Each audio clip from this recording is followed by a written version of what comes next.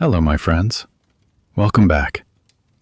I am really happy to share this time and this space with you today. Think about the last time you felt something deeply. The last time a question stayed with you long after the conversation was over. Maybe you asked yourself, what is right? What is true? What does it mean to live a good life? These are old questions, very old. And today, we are going to travel back, far back, to a city where a man sat, thought, and wrote answers that the world still reads today. This is the story of Plato, a story of loss, discovery, and the extraordinary power of one quiet, persistent mind. This is Storyline English, and this is your English journey. Stay with me. If you are new here, welcome. This channel is your space to learn English through calm, beautiful stories. Every story is a journey, and every word you hear today is one step further along the path. If you enjoy this, please subscribe and leave a comment below. It means more than you know. And now, let us begin. More than 2,000 years ago, in a city by the sea, a boy was born who would change the way people think forever. The city was Athens in ancient Greece, and the boy's name was Plato. He was born around the year 428 before Christ into a family of great importance. His father came from a long line of kings.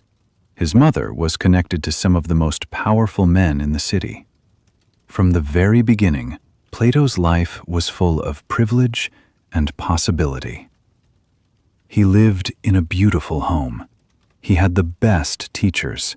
He learned music and poetry, and he was even a champion wrestler when he was young, strong and confident, with a wide, powerful body.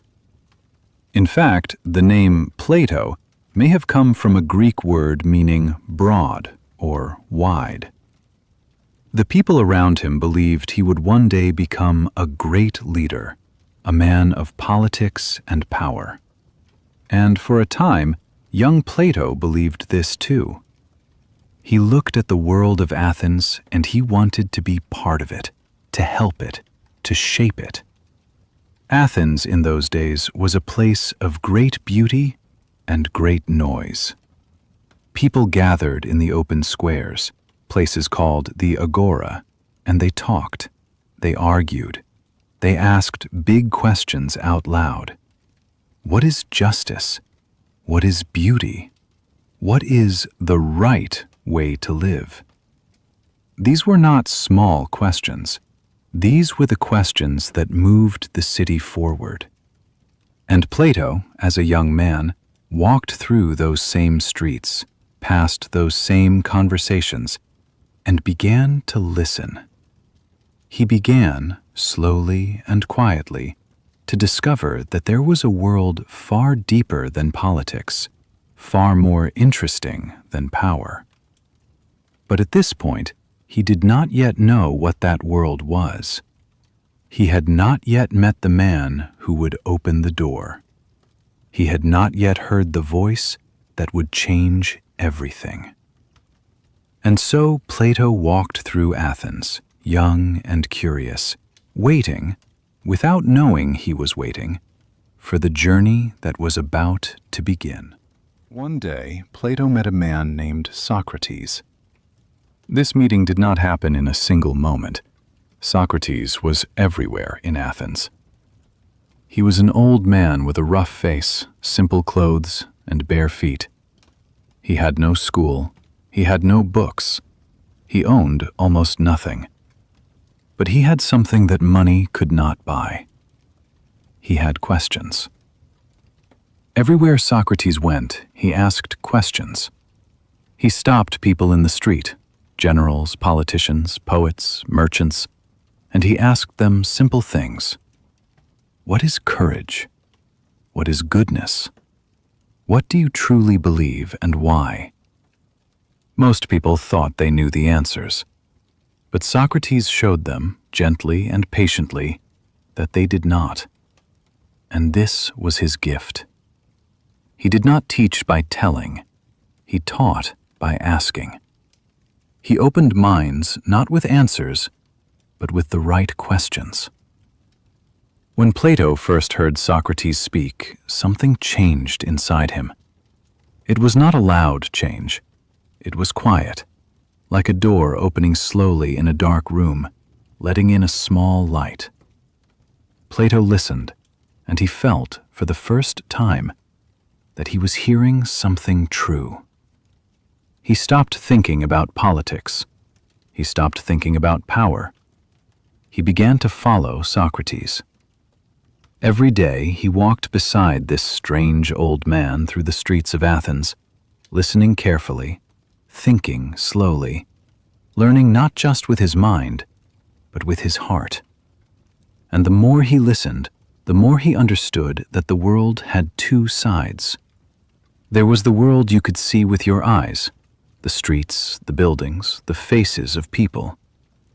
And there was another world, a deeper world, that you could only find by thinking carefully and by asking the right questions. This idea that there is a deeper truth hiding behind everything we see became the foundation of Plato's thinking for the rest of his life. But before he could fully understand it, something terrible was about to happen. Something that would break his heart and change his path forever. In the year 399 before Christ, the people of Athens made a terrible decision. They put Socrates on trial. The leaders of the city said that Socrates had corrupted the minds of young people and did not respect the gods of Athens. Plato was there in the courtroom, and he watched with pain in his heart. His teacher stood before the judges with great calm and dignity. Socrates did not beg. He did not pretend to be something he was not. He spoke honestly and with courage. And he told the judges simply this: that a life without questioning was not worth living. The judges did not agree. They voted to punish him with death. Socrates drank a cup of poison. It was called hemlock, and he died peacefully, surrounded by his closest friends and students. Plato was there. He saw everything, and the grief he felt that day was enormous. He had lost his teacher, his guide, the most important person in his intellectual life. But something else happened too, something Plato did not expect. From that terrible loss, a great fire was born inside him. He made a decision, deep and quiet. He would not let Socrates disappear. He would not let his teacher's words die with him. He would write everything down, every conversation, every question, every idea. And so Plato began to write.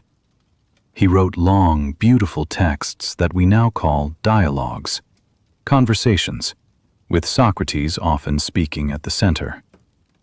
These were not just records of the past. They were acts of discovery, careful journeys into the deepest questions of human life. What is truth? What is justice? What is the best way to live together? Through writing, Plato kept Socrates alive. And through writing, Plato found his own voice. But the story was not yet finished. In fact, the greatest part of his adventure was still ahead. After Socrates died, Plato left Athens. He could not stay in the city that had killed his teacher. He traveled to Egypt, to Italy, to the island of Sicily. He studied with mathematicians and wise men. He observed different cities and different ways of ruling people. He was searching, slowly and patiently, for answers to the questions Socrates had first planted in his mind. What is the ideal society? How should people be led? What kind of person makes a good leader? These were not just ideas for Plato.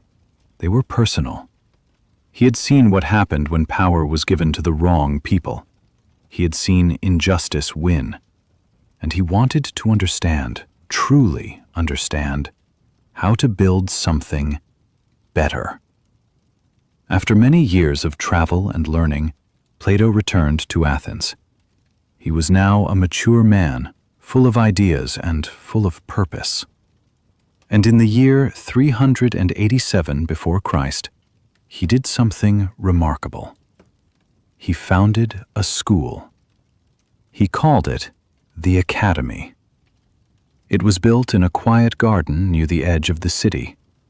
The Academy was not just a place to sit and listen to a teacher talk. It was a place to think together, to question together, to discover together. Mathematics, philosophy, science, politics.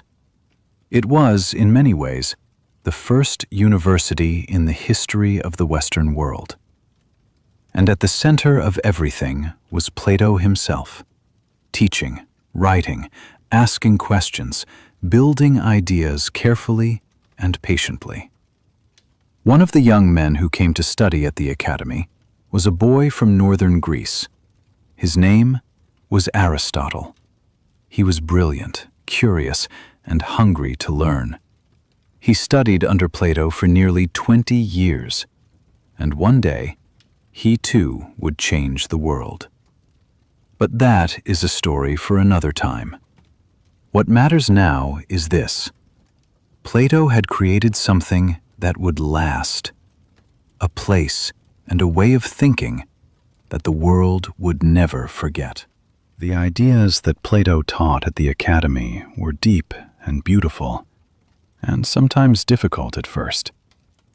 But at the heart of everything he believed was one powerful thought.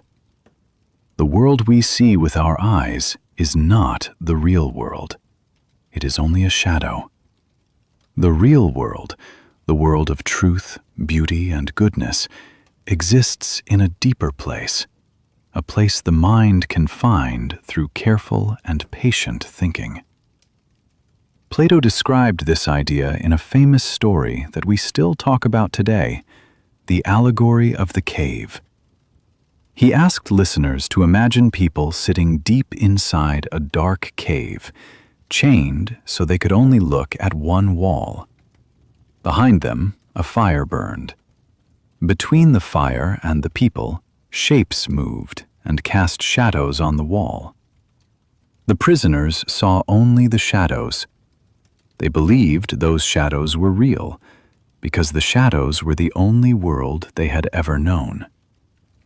But if one prisoner were freed and turned around and walked slowly out of the cave into the sunlight, he would understand for the first time that the shadows were not real at all.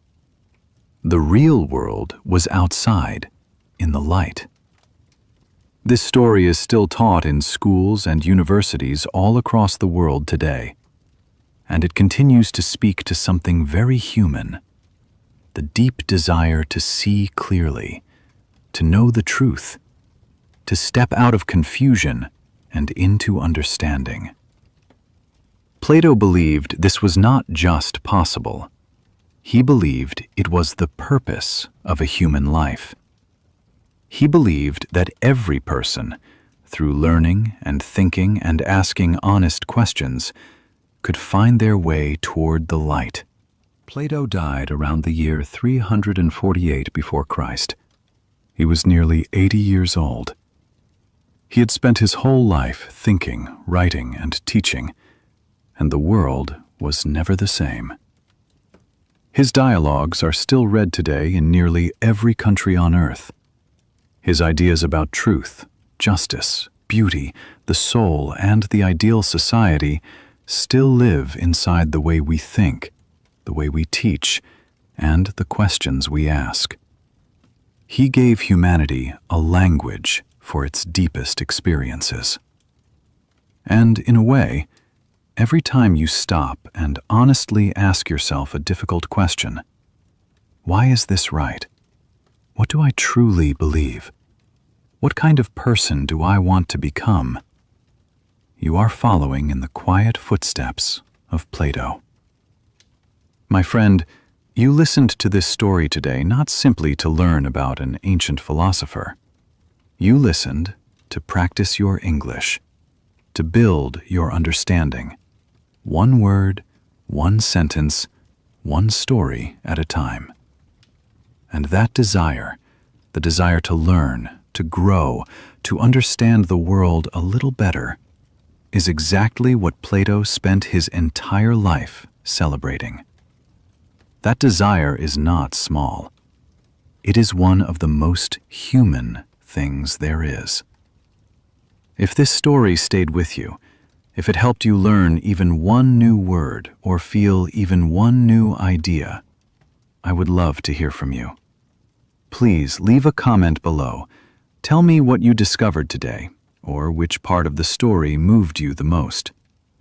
And if you want to continue this journey, if you want more calm, beautiful stories in simple English, then subscribe to Storyline English and come back.